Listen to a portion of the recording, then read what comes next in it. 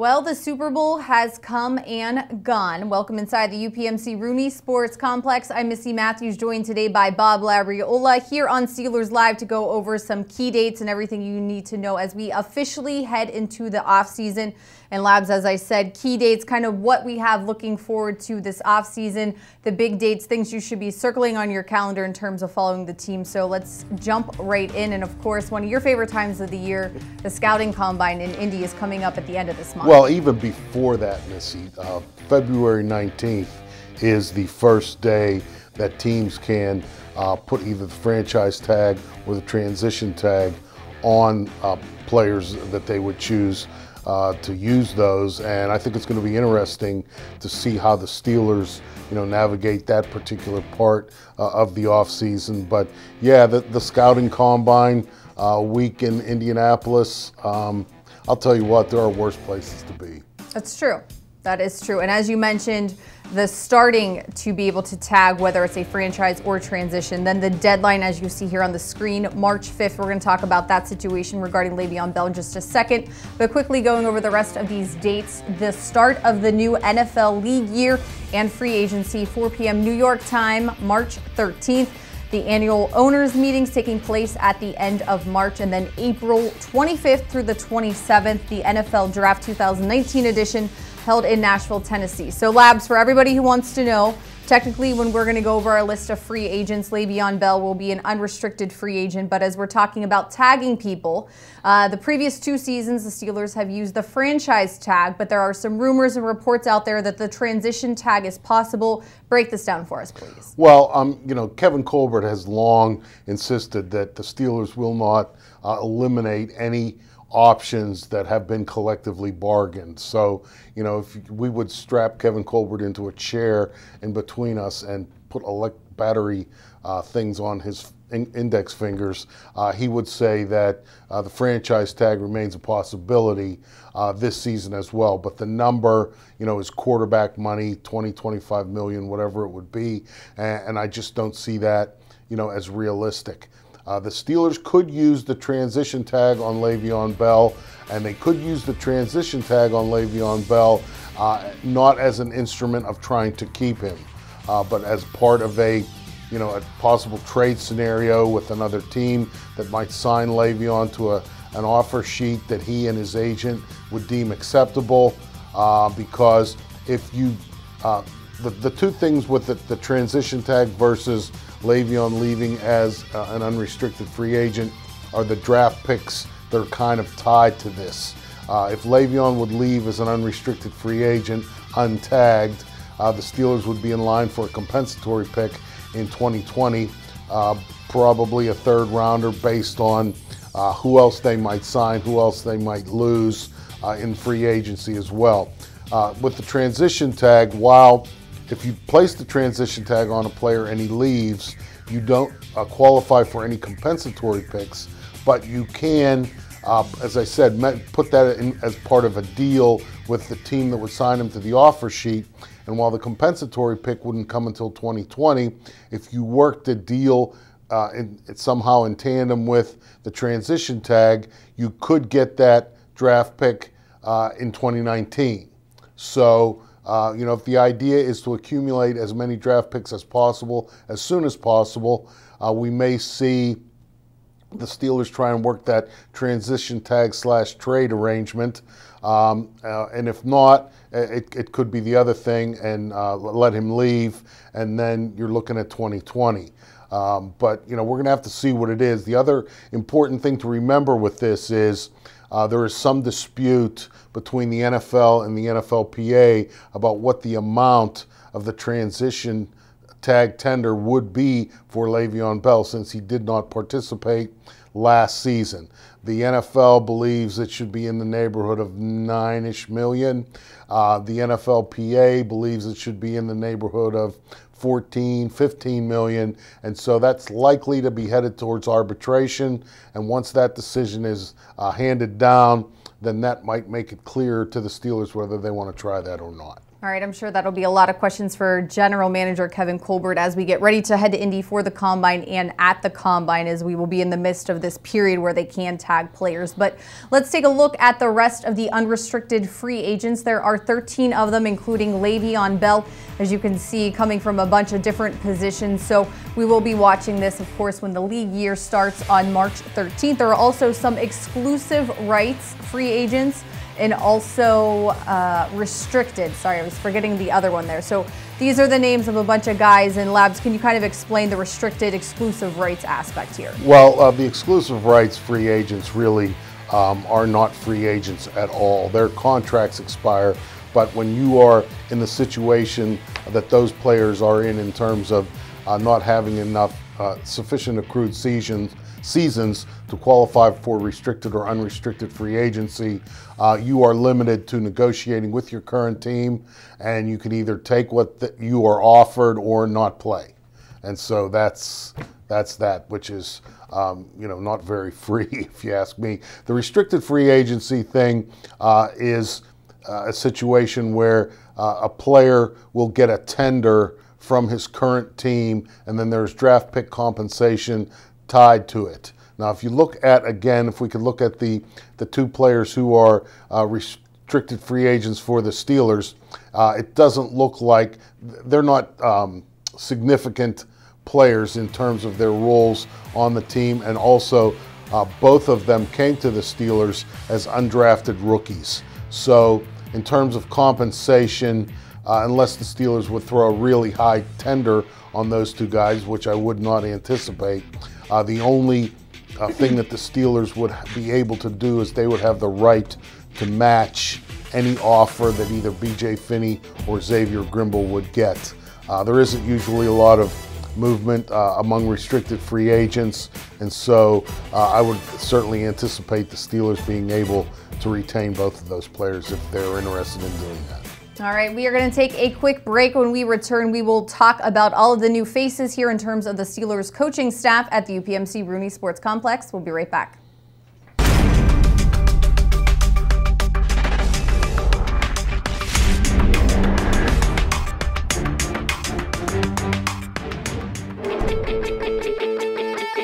There are no fans anywhere like Steelers Nation. And you can celebrate your fandom with Steelers Nation Unite at games, at events, and online at SteelersNationUnite.com. Join the official home of Steelers Nation now, where we celebrate you for being the best fans in the world.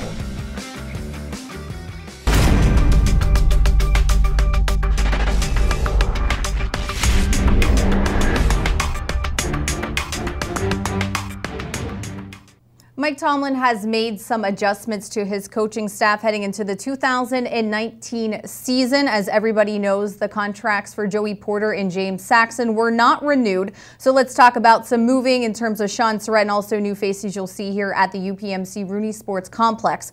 Mike Munchak departing for the Denver Broncos, and Shaun Sarrett, who has been with the Steelers since 2012, has been promoted to the offensive line coach. He was the offensive assistant for the line last year. He's really had a hands-on approach, of course, getting a chance to learn from Mike Munchak, who is a Hall of Famer and one of those coaches that players really took to in terms of his teaching style and what he was able to do with the line and the success they've had since his time here in Pittsburgh. Here's more from a chance when I had to sit down with Sarrett. He gave me the opportunity. I worked a lot with the tackles and so forth, and there would be times where I'd take the right side of the line, he'd take the left side. We were all working on the same drills per se, but it was just he would take one side, I would have to be focused more on the players themselves. To have 4 players working with one coach actually worked out a lot better, let's say, compared to having 10 guys working with a coach. The detail gets explained more, and I think that really helps them in the long run. All right, Lab, so Sean Surratt went from the assistant offensive line coach. He is now the guy in the room. As he told me in that interview, Coach Tomlin said, it's your room. You are now in charge. And they just announced this week they've hired an assistant offensive line coach to help support Surratt. His name is Adrian Clem. He was a player drafted by the New England Patriots, spent 6 years as an offensive lineman in the league. Most recently in 2016, he was with UCLA. So, but some other new faces that we're going to see this year as well. Yeah, and two of those guys well, it's a new position. Terrell Austin played his college football at Pitt. He was hired as the title is Senior Defensive Assistant with a focus on the secondary. Terrell Austin has coached at a lot of places, both college and pro. He broke into the NFL in 2003 with the Seattle Seahawks, was on the Seahawks staff for when that team played the Steelers in Super Bowl 40. Then Austin also coached, as you can see here, with the Arizona Cardinals. He was the defensive backs coach then, and he was with the Cardinals when they played the Steelers in Super Bowl 43. You can see there's a little bit of a trend here. Then Terrell Austin, he went to Florida. He was on that staff with Urban Meyer, and then Urban Meyer retired, and so there was a shakeup there, and then he ended up going back to the NFL. He was a secondary coach of the Baltimore Ravens when the Ravens won the Super Bowl 47, when they defeated the San Francisco 49ers. I think maybe it could be said that Terrell Austin's most impressive work came when he was a defensive coordinator, hired by the Detroit Lions to be their defensive coordinator. He did some really nice work there under Jim Caldwell, but as often happens in the NFL, when the head coach gets fired, the new guy wants to come in and have his own people on staff, and so that ended his tenure there. And then he went his last year. He was with the Cincinnati Bengals, and that kind of wasn't a very good situation, and it ended badly for everyone, including head coach Marvin Lewis.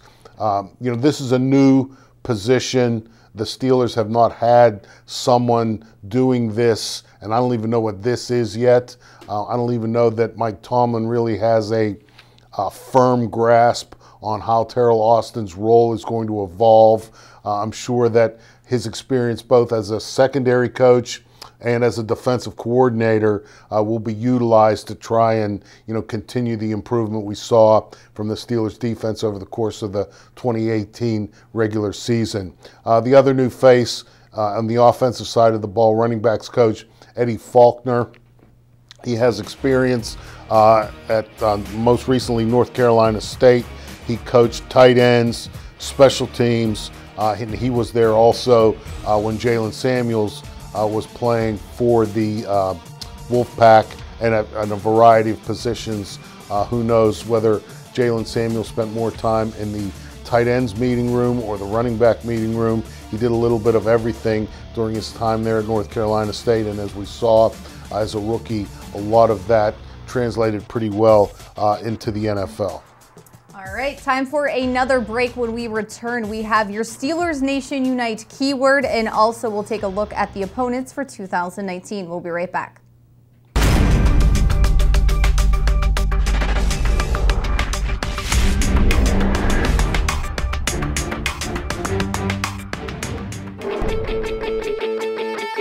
There are no fans anywhere like Steelers Nation.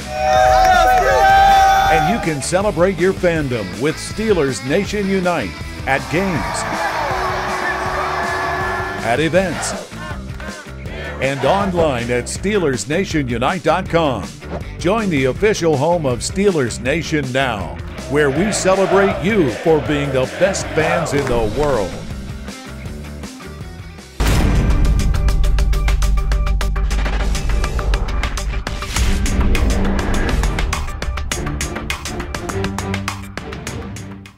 All right, as promised, we'll have your Steelers Nation Unite keyword in just a moment. But let's take a look at the Steelers' 2019 opponents. We know home and away. Of course, you know the AFC North teams that they will be facing. But Labs, in terms of that away column. Frequent flyer miles. Yeah, Missy. there's some West Coast trips. What are you going to do with yours? and I would imagine that some of those away trips will be night games.